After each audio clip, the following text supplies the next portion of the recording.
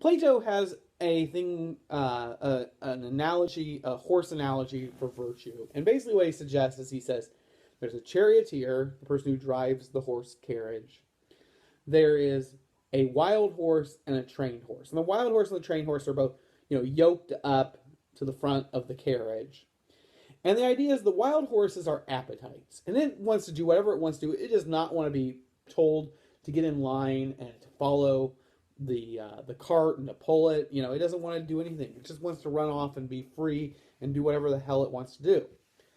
The trained horse, on the other hand, is one that has learned that it has to behave in a certain way. And the charioteer is our reason.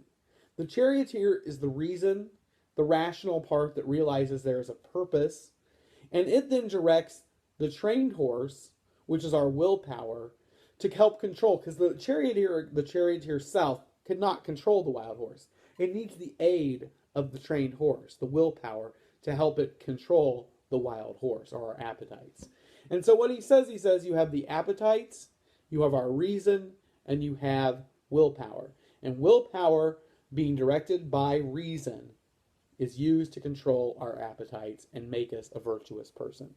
And so the whole goal is we are constantly using our reason to say, how can I become a better person? I have these desires. I need to think about whether or not those desires are good or bad and how to redirect them. And then I need to use my willpower to control them. And that's basically Plato's view towards virtue ethics, is this idea of how you need to use your reason and use your willpower to control those appetites that allow us to be unvirtuous.